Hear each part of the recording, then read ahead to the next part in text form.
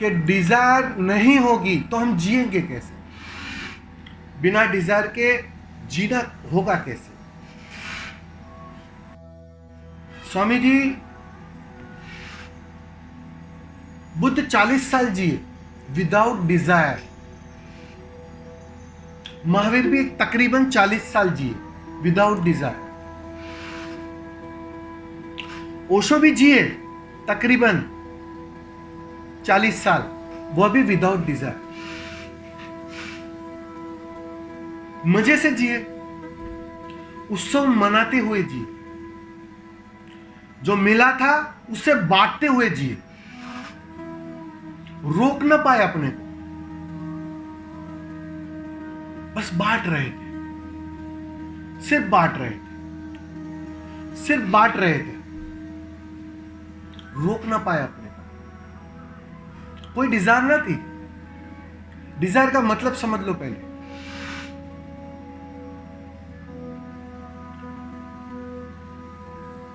जहां भी मन होगा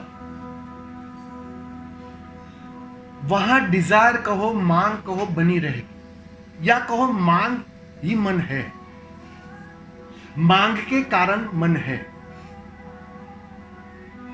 अब डिजायर उठती क्यों है, डिजायर जगती क्यों,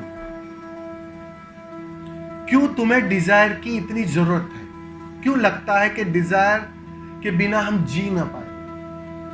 वो जो हम जी ना पाएंगे ना, वही है मन की मृत्यु। मन डर रहा है। तुम जियोगे, बुद्ध की तरह जियोगे, कबीर की तरह जियोगे, गाते हुए, मस्त होते हुए, आनंदित। लेकिन ये जो डिजायर है ना, वो डिजायर करती क्या है, डिजायर के ही कारण बेचैनी और तनाव खड़ा होता है। तुमने मांगा तो जाने अनजाने तुमने मान लिया कि मेरे पास नहीं है।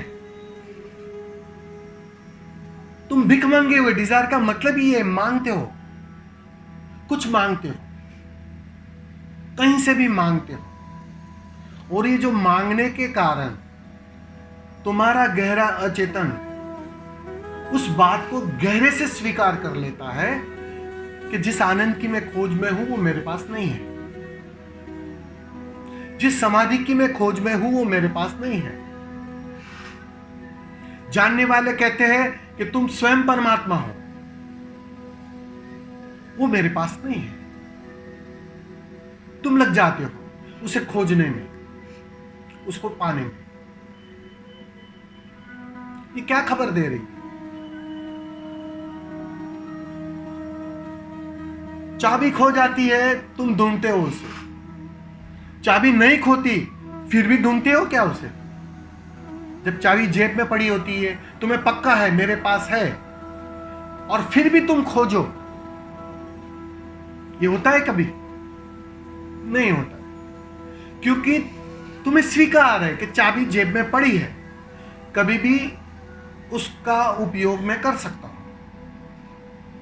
एक कॉन्फिडेंस होता है अंदर, गहराई से एक स्वीकार होता है कि चाबी है मेरे पास, इसलिए खोज नहीं है। लेकिन अभी पता चले कि अरे चाबी तो है नहीं, बस तुम्हारी खोज शुरू हो जाती है, तुम्हारी डिजायर शुरू हो जाती है। ये भ्रांति उसी के कारण बनती है। मैंने कहा ना, यहां तुम जो भी करोगे वो उल्टा परिणाम लाता है।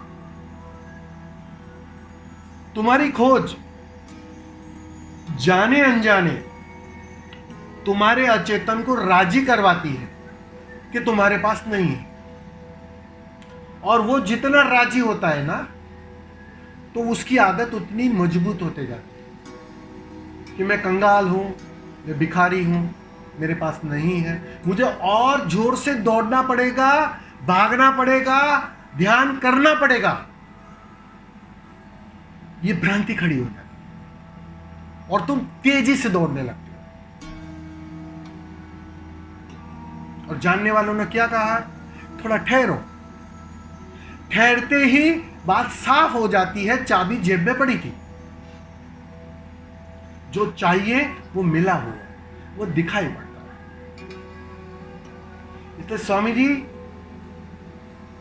आप जिस डिजायर की बात कर रहे हो, वो डिजायर बाहर पीड़ा है, वस्तुओं में पीड़ा है, वो जानने के लिए जरूरी है। जब तुम एक गाड़ी की कल्पना करते हो, डिजायर करते हो, अच्छे महल की कल्पना करते हो, डिजायर करते हो, पैसे की, अच्छा स्वास्थ्य की, अच्छी पत्नी की, अच्छे बच्चों की, जो कुछ भी डिजायर तुम करते हो, वो परिणाम में पीड़ा लाता है, आज नहीं तो कल, क्योंकि कल वो छीन लिया जाएगा, कुछ नहीं तो मौत छीन लेगी। तो वहां तुम्हारे गहरे से गहरे अंतःकरण में चोट पहुंचेगी, पीड़ा लाएगी। वही पीड़ा उस व्यर्थता को साफ करेगी। इसलिए अनुभव भी जरूरी है। डिजायर करते हुए डिजायर व्यर्थ है, वो जानना आसान हो जाता है। उस डिजायर को जियो और देखो कि यहां सब मिलते हुए भी कुछ हाथ नहीं लगता, सिर्फ मृग मरीचिका, और सब गिर जाता है। और वो जैसे ही गिरता है ना, आसान हो जाता है तुम्हारा परिचय। समझ में आ रहा है स्वामी जी?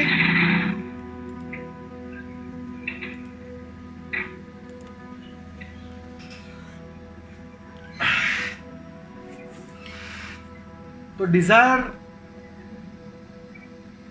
करनी भी पड़ेगी, उसकी व्यर्थता देखनी भी पड़ेगी, उसकी पीड़ा जाननी भी पड़ेगी, और उसको देखते हुए तुम एक दिन डिजायर शून्य हो जाओ। वही है ध्यान। उस देखने की कला का नाम है ध्यान। इसलिए ध्यान पर जोर दिया कि तुम साथ साथ अपना जीवन जीते जाओ, बाहर की दौड़ करते जाओ, पीड़ा को भी बाहर से अनुभव करो, और साथ साथ में 1 घंटा रोज ध्यान करो। वह ध्यान परिणाम देगा, वो बात को पूरी तरह साफ कर देगा, अनुभवगत साफ कर देगा कि यहां बाहर से कुछ भी पाना, उपलब्ध करना बेवकूफी है, भ्रांति है। क्योंकि जो कीमती से कीमती है वो मिला हुआ है। वो तो जब तुम गुजरोगे ना यहां से, तब बात साफ। बुद्ध और महावीर भी गुजरे हैं, उन्होंने महल की पीड़ा भी जानी है। तुम कहोगे झोपड़े में ही पीड़ा होती है, इस भ्रांति में मत रहना। उन्होंने महल की पीड़ा भी जानी, उसकी व्यर्थता भी जानी, तभी तो सारी डिजायर समाप्त हो गई। अब क्या डिजायर करें? जो कीमती से कीमती था, जो मूल्यवान था, वो मौजूद था, लेकिन किसी काम का न था, वो तृप्ति नहीं ला सकता था, उस आनंद को फलीभूत नहीं कर सकता था। उनको साफ हो गई बात, और जैसे ही वो साफ हो गई तो नई डिजायर करना उनके लिए असंभव हो गया। समझ लेना बात को।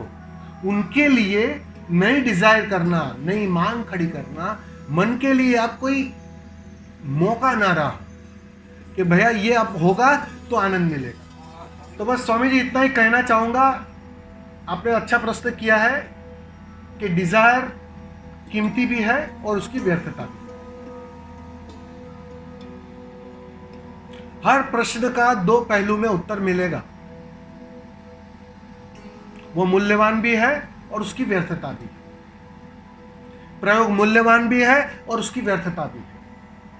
गुरु मूल्यवान भी है और उसकी व्यर्थता भी है। तो हर चीज इस जीवन में, दवाई मूल्यवान भी है और दवाई की व्यर्थता भी है। ये दोनों साथ साथ चलते हैं।